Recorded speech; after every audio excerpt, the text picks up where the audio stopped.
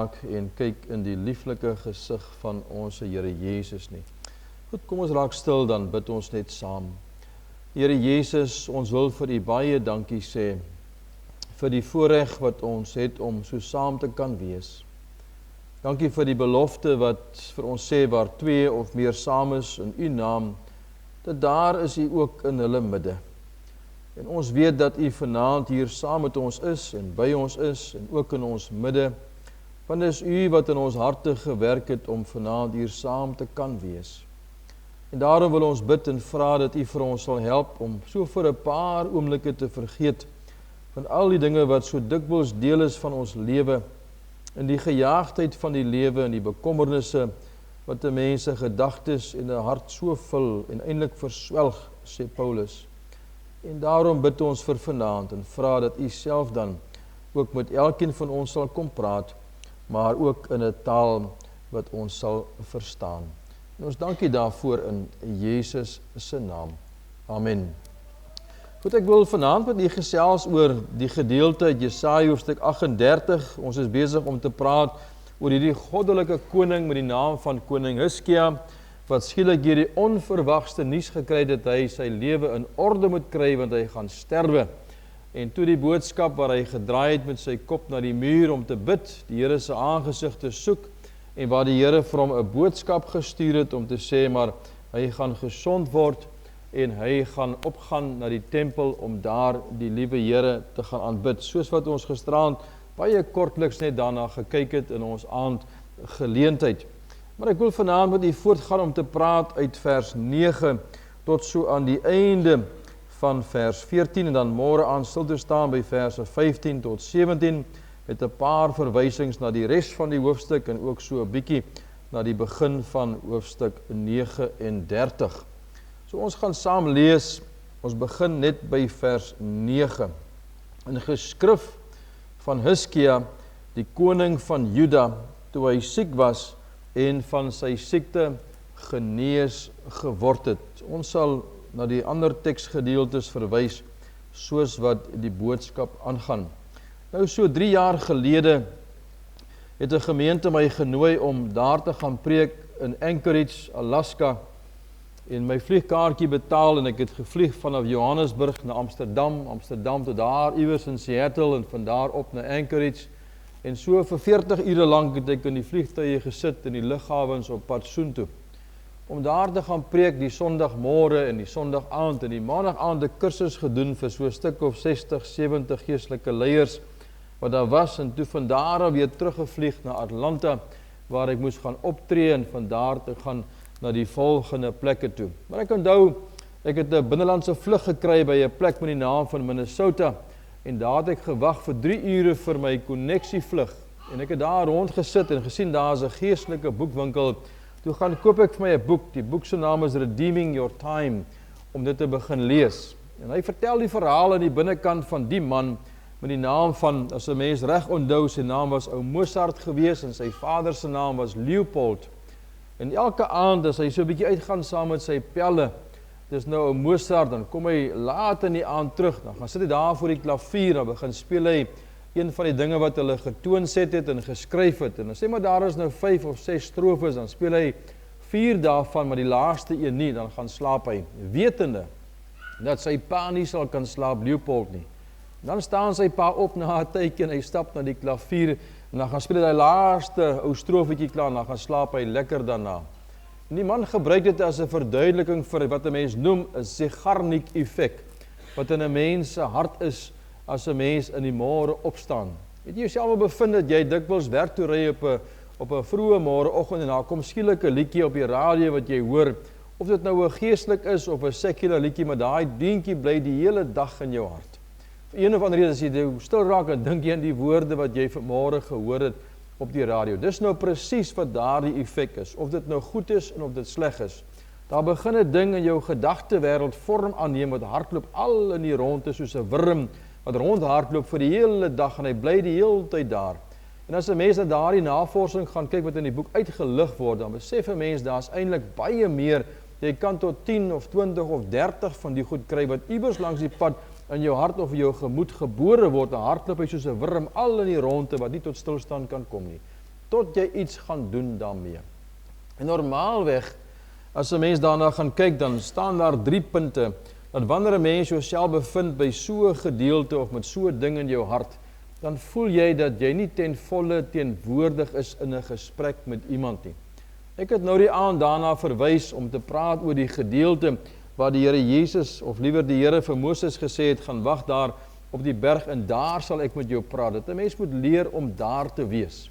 Ek het laas jaar so 'n gesprek gehad met 'n geestelike leier van 'n groot mega gemeente daar in die noorde, en hy kom uitgestap en hy het 'n koffieafspraak met my gemaak en hy sit reg voor my in die koffiewinkel om met my te praat oor wat in sy behoeftes is. Hy het die afspraak gereël, maar ek kan in sy gesig en sy oë sien, hy is nie daar nie. Sy gedagtewêreld is by die vergadering wat hy pas by was, wat praat oor die finansies van die gemeente. So as 'n mens jouself bevind met so 'n wurm, wat rondhardloop in jou kop die heeltyd, of 2 wurms, of 3, of 4, of 5, of 6 gedagtes, wat nie tot stilstand kom nie, dan sit 'n mens by 'n plek waar jy jouself bevind, wat jy nie teenwoordig is in gesprekke, of selfs ook in jou verhouding met die liewe Here nie.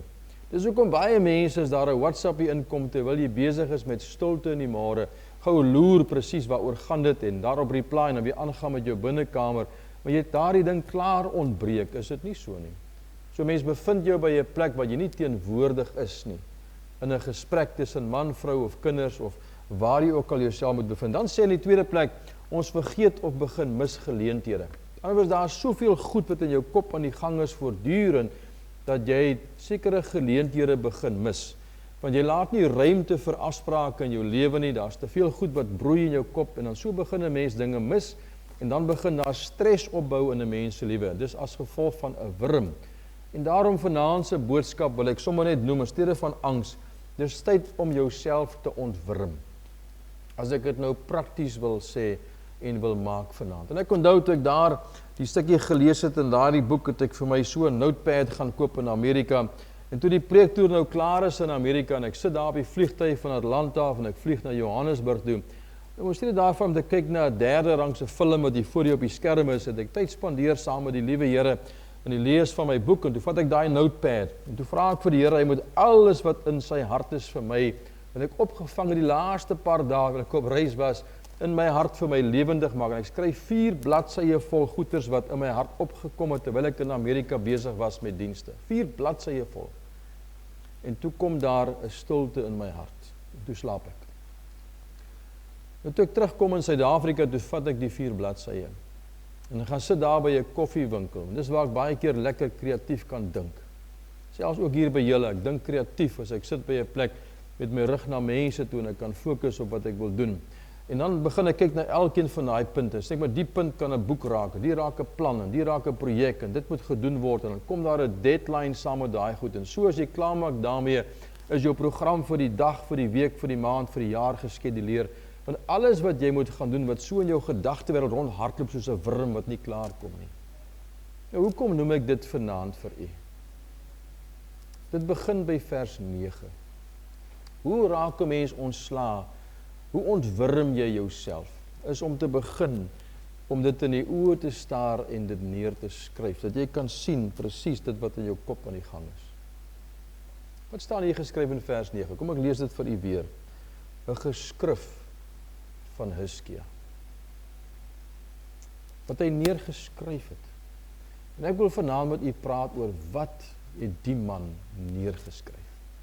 Want dikwels is dit ook wat in jou hart, in my lewe is. Onthou, dis toe hy siek was, staan daar geskrywe, en van sy siekte gesond geword het. So hy dink nou terug aan dit wat nou verby is, wat in sy gemoed en in sy hart aan die gang was. As hy terugkyk, en daarom het 'n mens 'n joernaal wat jy bou jou in jou binnekamer van hoe die Here met 'n mens werk, en dan gaan lees 'n mens die laaste paar dae en die paar weke se goed, en sien maar hoe die Here met jou gewerk het, met jou gepraat het, en jou gebring het by 'n punt van oorgawe of van verdieping, of vir jou wonderlik voorsien het. Is dit nie so nie? Hy skryf dit. So wat het hy geskrywe? Kom ons kyk vanaand so 'n bietjie daarna in die boodskap. Ontwurm jouself is die boodskap se naam vanaand vir jou. Maar kom ons begin.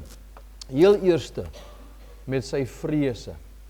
Nou as 'n mens die gedeelte gaan lees, dan sien 'n mens dit begin daar by vers 10. Daar was spesifieke vrese gewees in die hart van koning Hizkia. Hy sê, ek het gesê, in die bloei van my dae moet ek heen gaan, in die poorte van die doderyk, ek word beroof van my oorige jare. Wat is hy besig om te sê daardeur? Hy is 25 jaar oud toe hy die koning geword het van Israel. Hy het vir 29 jaar het hy geregeer, nog voor hy die kinders gekry het. So hier so in die middel van sy lewe, sê maar rondom 40 of 45 of so, want Manasse was later gebore, hy was 'n jong seun toe sy pa dood is, so hy was so in sy vroeë 40's gewees, skat ek toe die moment in sy lewe plaasgevind het. Nou sê hy die volgende, hy sê ek is beroof van my oorige jare. Hy sê ek is eintlik te jonk om dood te gaan. Daar's nog goeders wat ek wil gaan doen. Ek het nog 'n bucket list, is dit nie? Ek wil nog gaan vakansie hou in die Kaap. Ek wil nog gaan kyk hoe lyk die wildtuin daarbo in die noorde. Ek wil nog oor see gaan iewers. Ek wil nog 'n bootvaart gaan doen. Ek wil nog 'n geldjie bymekaar maak vir my aftrede. Wat dit ook al mag wees vanaand, wat in jou hart is, dit was ook so in sy hart gewees. Want hy sê, Here, ek kan mos nie nou sterf nie, ek is nog heeltemal te jonk. Ek word nou beroof van my oorige jare, want ek het 'n bucket list. Jy sien baie jong mense wat sê vandag, maar ek het nog stel nog die en daai en dit gaan doen, sê die Bybel mos ook, ek het nog baie jare vir my siel staan daar geskrywe, maar jy weet nie dat jy vanaand gaan sterwe nie. Daarom sê baie jong mense, maar ek wil nog my lewe geniet. Ek sal eendag my hart vir die Here Jesus gee, of ek wil nog dit of dat vir die Here gaan doen. En dit is presies dieselfde. Dis die vrees wat in sy hart is, terwyl hy besig is om daar te lê in die bed, en hy is eintlik sterwende, hy besef, maar hy kan eintlik nie sterf nie, hy is nog heeltemal te jonk. Daar's nog dinge wat hy wil gaan doen, en dinge wat hy wil ervaar, en wat hy wil beleef. Jy weet, as 'n mens ouer begin raak, dan begin 'n mens anders kyk na 'n mens se lewe. Is dit nie so nie? As mens jonk is daar baie tyd. As 'n mens ouer is, dan begin 'n mens terugdink. As 'n mens so by die ouderdom kom van 45 en 50, dan begin daar goed broei in die manne se harte normaalweg, wat 'n mens praat van is halftyd in jou lewe. Hoe beweeg 'n mens van suksesvol in wat jy doen, om significant te wees? Dis normaalweg dit waaroor 'n man se gedagtes gaan. Het ek genoeg opgespaar vir my ou dag? Wie gaan vir my sorg? Wat gaan vir my kinders en my kleinkinders word eendag? En dan begin daar goed broei op 'n ander manier, 'n positiewe manier. Maar dit kan ook wees die wurm kan met jou praat die oor 'n oortuiging van sonde. Hoe dit ook al sê, hy sit met dieselfde probleem as baie van ons mense.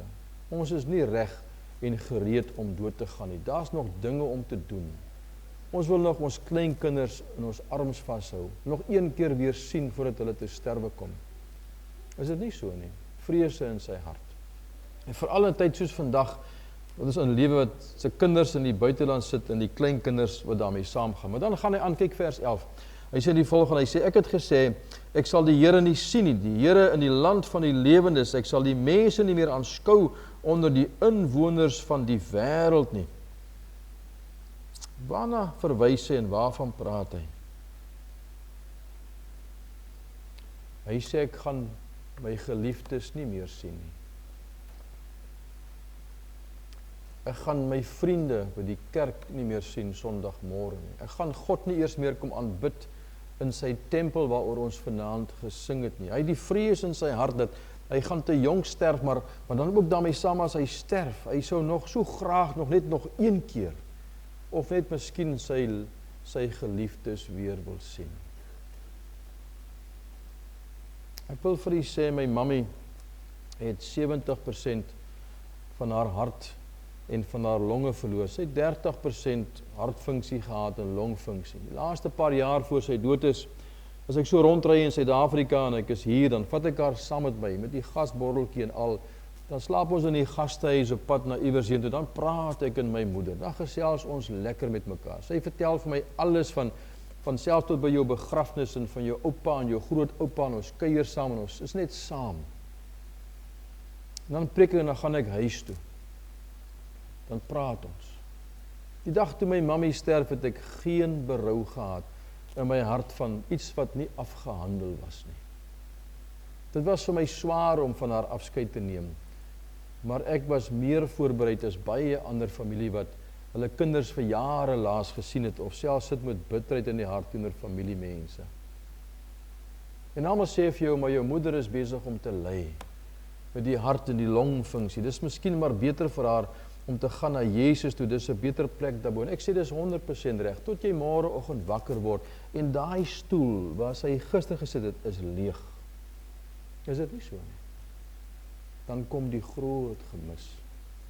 En veral as 'n mens baie naby was aan jou man of jou kinders of jou geliefdes. Kyk wat is hierdie man se probleem. Hy sê hy het 'n vrees in sy hart eintlik dat hy sy geliefdes nie weer gaan sien nie. Weet 'n vriendin van ons toe die COVID uitgebreek het, toe sê sy as gevolg daarvan en 'n verskeie ander goed wat gebeur het, het sy haar kind 6 jaar laas gesien wat werk in Texas. En as daar weer so 'n pandemie kom wêreldwyd, dan weet ons sal mekaar dalk nie weer sien nie. Dis presies dieselfde wat die man ervaar, maar hy skryf dit neer. Hy's eerlik met homself ter wille van ons vanaand. En dan sê die volgende, hy sê my woning in vers 12 is opgebreek en vir my af weggevoer soos 'n herderstent. My lewe is opgerol soos 'n wewer sy weefsel. En daar's twee goed wat belangrik is hier wat 'n mens na moet gaan kyk. Hy praat van twee goeders. Hy sê eintlik sy lewe, as 'n mens 'n bietjie daarna gaan kyk, hy sê dis eintlik baie, die Engels woord is fragile. Hy praat van 'n tent. Dis nie 'n huis nie. Jy moet wou, hy's 'n man wat bly in 'n paleis wat van klip gemaak is en hy het al die marmer daar binnekant en al die goeders wat mooi is en wat blink is en wat sterk is en maar hy sien homself nie soos 'n man wat leef in 'n paleis met 'n mooi uitsig nie. Hy leef in 'n tent soos 'n herderstent. Want 'n tent is nie daar om opslaan in die wind waai, dan maak hy so die hele tyd. Hy beweeg rond. Hy's baie, die Engels woord is fragile, is dit nie? Dis hoe sy lewe is. Vandag is ek hier, môre is ek weg as die wind oor my waai, sê die psalmis. So hy sien dit. Hy sê ons lewe is broos. Die mens is broos, is dit nie so nie? Jou liggaam is broos. As jou stam, daar sit daar 'n merk, kom daar 'n kol wat lank vat om te genees. Hy sê my lewe is opgerol soos 'n wewersbalk. Nou as 'n mens dit gaan bestudeer, dit is hoekom die Here Jesus toe hy gesterf het aan die kruis op Golgotha, en hom daar in die graf gebêre het en toe hulle kom kyk op Petrus en almal wat daarmee saam was, sê maar die kleed is opgerol. Beteken is afgehandel. Jou lewe is klaar. Hulle knip dit en rol dit op, dan sit dit hom mooi neer. As die goed net daar gelê het soos 'n kind se bed wat nie opgemaak is nie, dan weet jy maar die kind leef nog in hulle hardloop, maar as dit opgerol is, dan is dit klaar. Hy sê my lewe is geknip en opgerol. Dis verby. Dis klaar.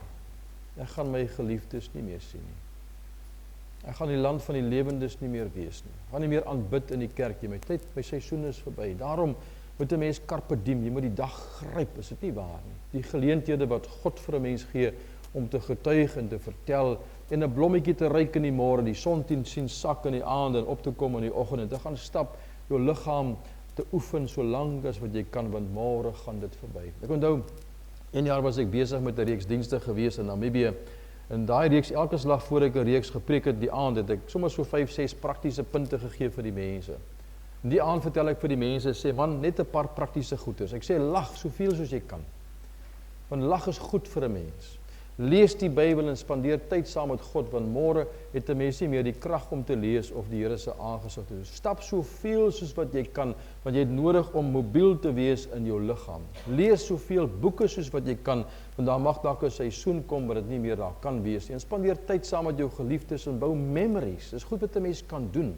En daar sit 'n oom daar, en hy skryf 6 punte neer voor ek die aand gepreek het. 3 weke later, toe beland in die hospitaal, en hy sterf daar in die Kaap, in 'n hospitaal. Ek sit in Pretoria, en hulle saai sy diens op YouTube uit, en ek kyk daarna. Een van die seuns staan op, en hy sê, ek het my pa se dagboekie gekry. En daar in sy dagboekie staan daar 'n datum geskrywe met 6 puntjies wat hy sê ek nog wil doen. Hy sê ek moet nog bietjie oefen, ek sukkel bietjie daarmee want hy was 'n bietjie groot geweest. Hy sê ek het ingeskryf gister, sê hy, vir die Landbou Weekblad om nog meer te kan lees. As 'n ouer persoon, want ek wil nog groei, intellektueel ontwikkel. Ek wil tyd spandeer saam met my kinders, my kleinkinders, 'n blommetjie ryk, memories bou. Want die lewe is nog nie verby nie. En daarom wil ek vanaand vir u sê, as mens na die gedeelte kyk, hy dink terug in sy lewe, as hy alles sou oor kon gedoen het, dan sou hy meer tyd spandeer het saam met sy geliefdes, is dit nie so nie? Hy sou seker gemaak het al sy bucket list goedjies, drome, sou jy dalk nagejaag het, in verhouding met God self, of met hom persoonlik, want die lewe gaan by 'n mens verby, dis te laat. Nou as 'n mens vir al die godsmanne vra, as jy alles kon oordoen, wat sal jy anders gedoen het? Sou ek meer gaan preek het? Nee, meer tyd spandeer het saam met Jesus, en saam met my gesin en my geliefdes, is dit nie so nie. Kyk wat sê vers 13, hy sê, bring myself tot bedaring tot die môre, soos 'n leeu so verbreek hy al my beendere, van dag tot dag gee u my prys. Hy sê selfs die Here is teen my, hy is angstig, soos 'n leeu, is daar angs in sy hart, wat jou bene verbreek. Het jy al ooit gekyk as 'n leeu 'n bok gevang het, of 'n jagluiperd of 'n luiperd, en hy klim daar by die boom op en hy lê daar, maar hy lê maar net daar, maar 'n leeu, as hy hom begin byt, dan hoor jy hoe kraak daai bene. Is dit nie so nie? Jy al gesien op televisie, of daar in die wildtuin. Kyk wat sê die man, hy sê selfs God is teen my, soos 'n leeu wat die bene van 'n mens eet. Die Here is teen my. En dis wat in 'n mens se kop aan die gang is. Hoekom word ek nie gesond nie? Ek bid dan vir soveel jare vir die goed, en niks gebeur nie. Selfs God het sy rug op my gedraai. Hy is teen my, soos 'n leeu wat my bene kom eet. Daarbo by 'n plek met die naam van Ceres, het ek 1 jaar 'n gebedsskool aangebied, Vrydag en Saterdag vir die gemeente, en ek het in die koshuis gebly die naweek. En die Sondag tot die Woensdag was die kort reeksie gewees oor gebed, week van gebed, maar die Woensdag kom haal dominee vir my, dominee is vandag predikant by die NG Kerk daar in Graafrenet, kom haal hy vir my met te vat daar na 'n boer se plaas toe. So tussen Lichtenburg en Ceres is daar 'n boer wat boer met leeu's. Daar kry jy die pumas en daar's luiperds, daar's die Kalahari leeu, hy is so groot ding, sy pot is net so groot, en daar's verskriklik baie leeu's wat daar is op daai ou se plaas.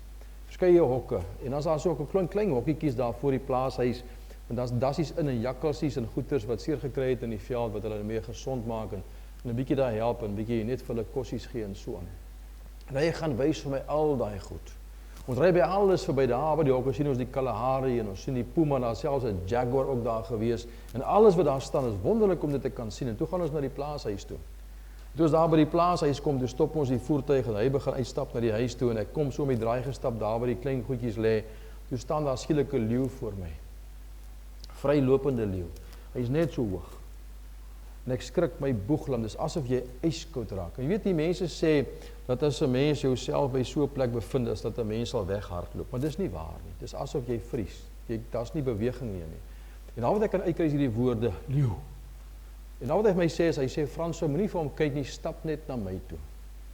Nou, hoe moet 'n mens dit nou reg kry as die ding hier staan? Nou stap ek daar na wat dominee se vrou is, want dis waar die deur is, en die draai die ding al om die draai, stap so al agter my aan daar in die rigting van die deur. Toe ek daar by die deur kom, toe kom skuur hy sy bene hier so teen my, sy lyfie teen my bene toe, gaan val hy plat, en hy lê met albei met sy hele liggaam op my voete. En ek kan nie beweeg nie. Toe kom die boer, en hy skuif my voete so saggies weg, en hy maak die deur oop, en hy sê, kom binnekant. Hy sê, moet net nie te veel beweeg. Toe sê, daar's 8 leeu's wat op die plaas rondstap, half mak en half wild. Hier kom niemand op die plaas nie. En ek kan verstaan hoekom nie. Maar ek daai dag het ek angs in my hart gehad. 'n Desperaatheid om te wil hardloop. Maar ek het geen krag gehad nie. Kyk wat sê die man. Hy sê soos 'n leeu, vers 13. So verbreek die Here al my bene. Hy het angs in sy hart. Hy's angstig. Hy besef dis klaar met hom. Dis in sy hart. Hy is maar net eerlik. As ons vanaand wil eerlik word met onsself. Ek wonder, as ons hierdie muur kan oopgooi vanaand, en ons speel 'n rolprent van jou gedagtewêreld, en van jou wurms hier op teen die muur vanaand. Wat sal nie op die muur skyn vanaand? Vir ons mense in Suid-Afrika nie. Of dit sal nou wees van pornografie, en van whatever ook al sal teen daai mure kom vir baie van ons mense in die land, is dit nie? Dan praat ek nie eers van bitterheid en woede en diefstalle en jaloesie. Ek praat net van, wat tog te sê van gedagtes hier. Soos 'n man wat voel, die Here het hom verlaat. Jy weet, ek is 1 jaar besig met 'n toergroep deur Israel. En ons was so in die 70 mense, ons het 2 busse gery, 'n blou bus en 'n rooi bus. En ek onthou, ons kom daar by Jerigo, ek sal dit nooit vergeet nie. Ons is daar teen die berg op en 'n gee lesingkie uit Markus hoofstuk 10 vir die mense op die berg. Ons kom af en toe kom staan daar 'n man van 'n Palestynse man van Jerigo voor my. Hy sê meneer, kan ek met jou praat? En ek sê vir hom, wat is dit? Hy sê, daardie vraag wat jy daarbo gevra het op die berg, ek wil ook graag daardie antwoord hê. En toe vra ek vir hom, wat is dit? Toe sê hy wil so graag weet dat as hy vandag te sterwe kom, dat hy by die Here in die hemel gaan wees.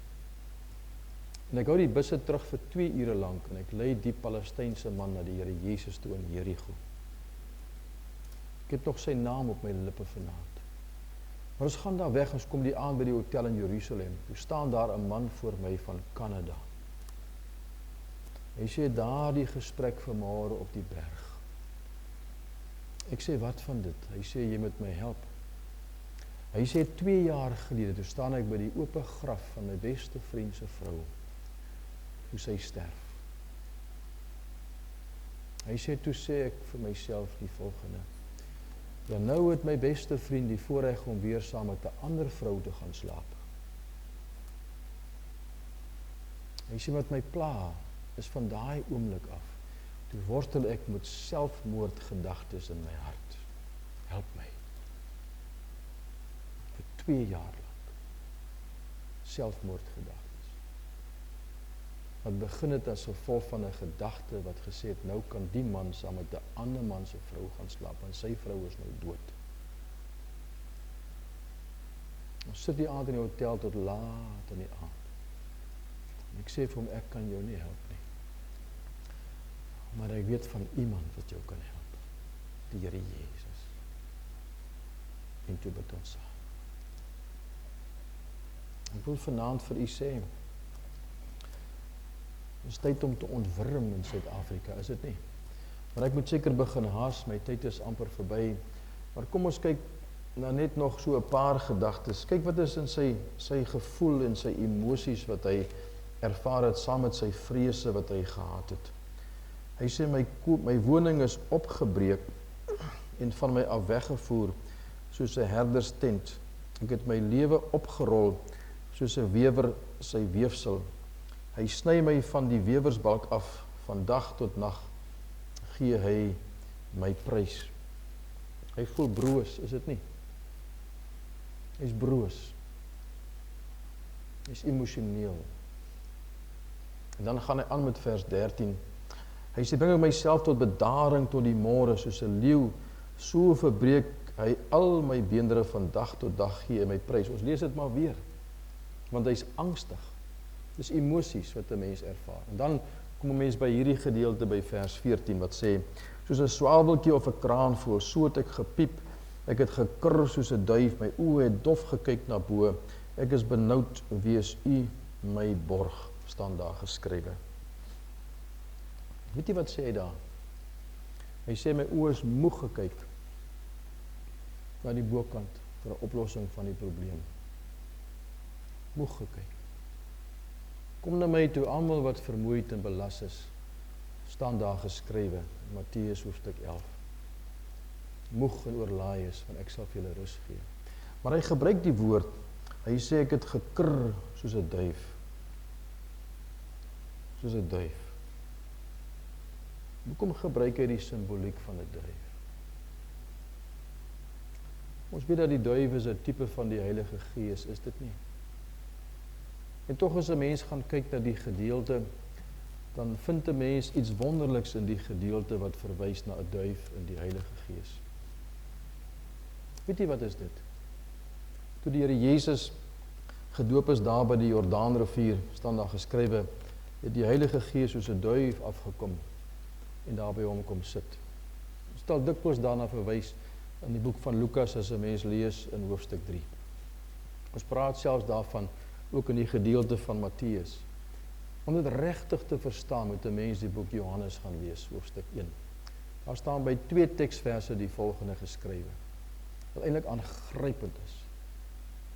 Die duif het afgekom, die Heilige Gees soos 'n duif, dan nie die ou woordjies, en op hom gebly. Dan staan daar geskrywe in die volgende vers, en Johannes het die woord ontvang van die Here wat sê, maar op hom wie die duif sal sien sit en by hom bly. Dis hy wat sou kom. Dan praat hy van die Here Jesus. Die duif wat by Jesus bly. As 'n mens na die gedeelte kyk, dan besef 'n mens 'n aangrypende stukkie waarheid hier. Weet jy wat is dit? Dat Jesus Christus het niks gedoen wat gemaak het dat 'n duif ongemaklik voel by hom nie. 'n Duif. Mens kan nie 'n duif mak maak nie. Jy kan 'n posduif mak maak, 'n kraansduif. Miskien selfs 'n duif wat vlieg, met ander woorde. Daar's 5 soorte duif wat 'n mens kry as 'n mens dit gaan bestudeer. Maar 'n tortelduif kan 'n mens nie mak maak nie. 10 jaar gepreek daar by Swellendam se omgewing en by 'n boer gebly in Malgas. En sal nooit vergeet het, ek dan stap by sy kombuis die môre vir ontbyt. Toe sit daar 'n tortelduif so 'n koutjie. Wat hy opgetel het daar in die straat, sê hy, hom begin mak maak het. Ekskuus tog. En elke slag as Simon praat, sy naam, dan kyk die duif hom so saggies aan. Hy het gewoond geraak aan sy stem. Maar elke slag as ek iets sê en ek gebruik die mes en vork om te eet, dan skuif hy so 'n bietjie rond in die koutjie want hy's ongemaklik met my. Want hy ken nie vir my nie. En toe gaan Google ek dit. Wat is die verskil tussen 'n duif en 'n tortelduif? Daar's verskeie karaktereienskappe. Een daarvan, 'n tortelduif is so sensitief, 'n duif is raserig. 'n Tortelduif sal besig is om te eet en 'n duif kom, dan sal hy terugstaan dat die duif eers eet en die tortelduif sal laaste eet. En so is daar amper 10 tot 12 verskillende karaktereienskappe van 'n tortelduif en 'n duif. Aangrypende studie om te maak. So 'n bietjie daaroor geskryf in my nuwe boekie wat gaan oor ontvou van God se plan. Jesus Christus het niks gedoen wat maak dat die duif ongemaklik voel by hom nie. Niks gedoen, hy het by hom gebly. En ek lees die verhaal van ou Sandy en van Bernice wat sendelinge was in Jerusalem baie jare gelede wat vertel. Sy sê, ek merk op elke môre, sê die vrou vir die man, hier sit 'n tortelduif hier op die vensterbank van ons huis. En dan sê sy die volgende, en ek merk ook op dat wanneer ons stemme so 'n bietjie verhef en so half hard praat met mekaar en selfs die deur slaan by die huis, dan fladder sy vlekkies en dan vlieg hy weg. Of ek en jy moet verander die wyse waarop ons praat met mekaar, dat hy kan bly. Of die duif moet aanpas by ons manier van praat met mekaar. Hoe sê sy, maar hy sal nie verander nie. Ons moet verander.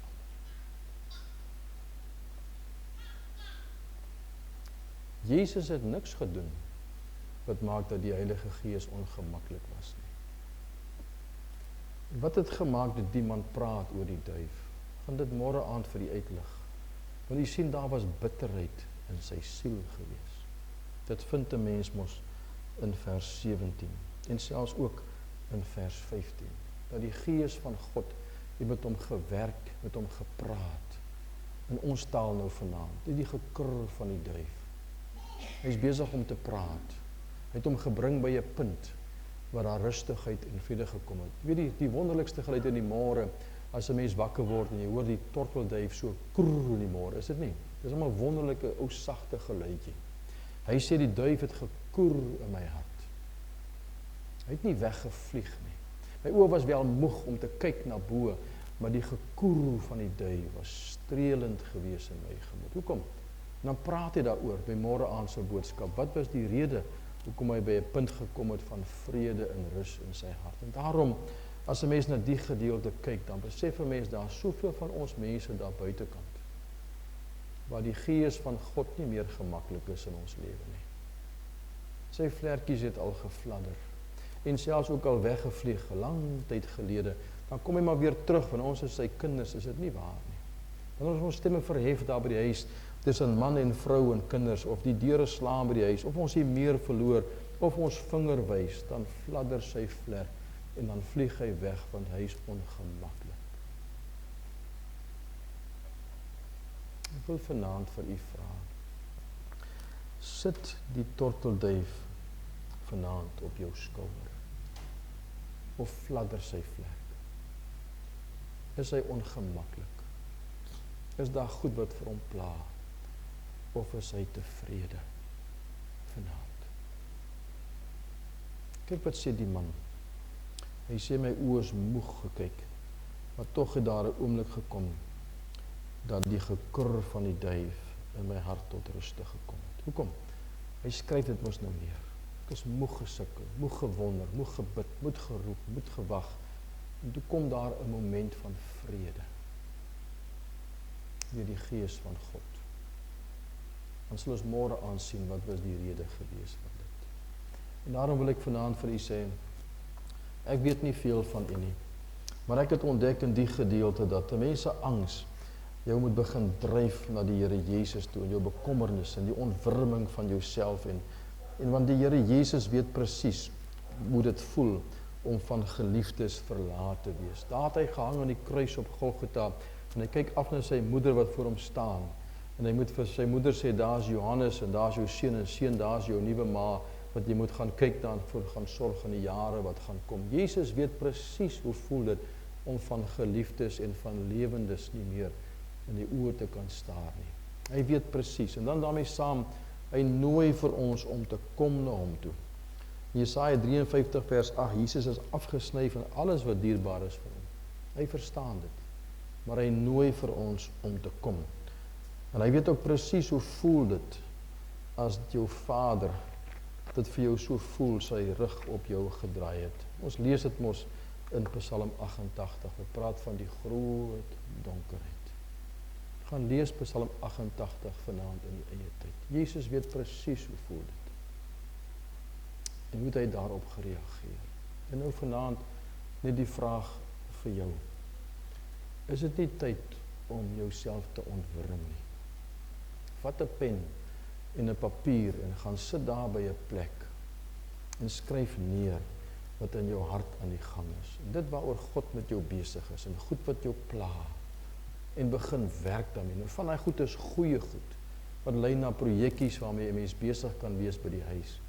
En van die goeders is goed wat ons mee moet handel en bely en laat staan en afskryf en wegstap van dit af om onsself te beskerm. Is dit nie waar nie?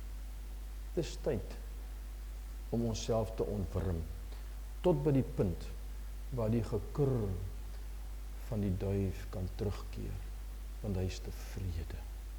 En dis tog waaroor Pinkster gaan, is dit nie? Die vrede van die Heilige Gees. Kom ons bid saam. Here Jesus, ons wil vanaand vir u baie dankie sê vir u self. Dankie dat u besig is om te werk in elkeen van ons harte en ook in ons lewens. Here, net soos wat ou koning Hizkia geworstel het met vrese in sy hart en bekommernisse wat hy gehad het en dinge wat in sy hart aan die gang was. So is daar ook dikwels in ons hart, as ons dink aan ons kinders en ons kleinkinders, wat dalk onverskillig is of ver weg is van ons af.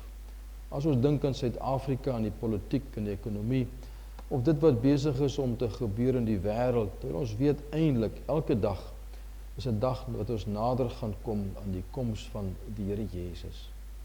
En tog, Here, worstel ons met bekommernisse tot by die punt van angstigheid om nie te weet wat met ons gaan gebeur vandag of môre of wat is besig om met ons te gebeur nie. En daarom bid ons, Here Jesus, en wil ek ook vanaand net na u toe kom, Here, soos wat ons dit gelees het en gehoor het ook vanaand, dat ons angs, ons sal dryf na u toe. As ons dink aan die geestelike toestand van ons kerk en Here van die res van die wêreld daar buitekant, dat ons sal kom tot by u. Want u sê nader tot God en hy sal tot julle nader. Roep my aan en ek sal jou antwoord. Eis vir my en ek sal gee, Here, tot in die eindes van die aarde. En daarom wil ons kom staan voor u vanaand en vir u vra, Here, dat u ook vir ons sal help om onsself te ontwring. Dinge neer te skryf wat pla, wat vir u pla, wat die Gees van God onrustig maak, wat maak dat sy hart nie stil en gerus is nie, maar sy vlerke besig is om te fladder. Dat ons sal regmaak met u en ook met ander mense teenoor wie ons dalk verkeerd opgetree het of dinge gesê of gedoen wat dalk nie reg is nie. Help ons om te leef in die sagtheid van die gekurr van die tortelduif van die Heilige Gees elke oomblik van ons lewe. Daarom bid ek, Here, gee vir ons 'n ou tydjie in die dae wat nog oor is, om te gaan sit daar by 'n plek met 'n stukkie papier en 'n pen, dit neer te skryf wat pla, dit te erken, dit te bely, dit te laat staan, dit reg te maak met U, dat daar ook 'n rustigheid kan kom in elkeen van ons se harte, net soos wat dit ook was in koning Hizkia se lewe. En Here, as U gedagtes begin lewendig maak vir herlewing, U begin ons uitdaag, dat U vir ons sal help om by daardie plekkie te kom wat ons gewillig sal wees om af te sonder en meer tyd te spandeer saam met U in gebed, om U te soek, Here, vir daardie deurbrake, vir herlewing waarna ons so smag en verlang. As U met ons praat, Here, oor die volheidslewe, om te wys dat daar by Jesus is soveel meer, dat U met ons sal werk en by ons daardie ou plekkie sal bring, waar ons gewillig sal wees om alles op die altaar te sit en oor te gee vir U. Hoe dit ook al sê, Here, die wurm, die oortuiging van God se Gees wat begin werk in ons harte, wat begin broei. Help ons om by 'n punt te kom waar dit tot stilstand kan kom en waar die vrede en die gekoer van die duif, Here, ons gedagtes, ons hart sal vul en sal streel, omdat U tevrede is met elkeen van ons. En ons dankie daarvoor vanaand in Jesus se naam. Amen. Goed, ons gaan ons laaste lied saam sing van Ek het U stem gehoor, Halleluja 173, en daarna gaan ons lekker vanaand ook huis toe in sy vrede. En mag jy elke oomblik van die dag en die nag en die week wat kom, die gekoer van die Heilige Gees as duif ervaar. Mag die genade van God, die liefde van ons Here Jesus en die wonder van die Heilige Gees as persoon sy vrede en sy rus ervaar elke dag van u lewe. Amen.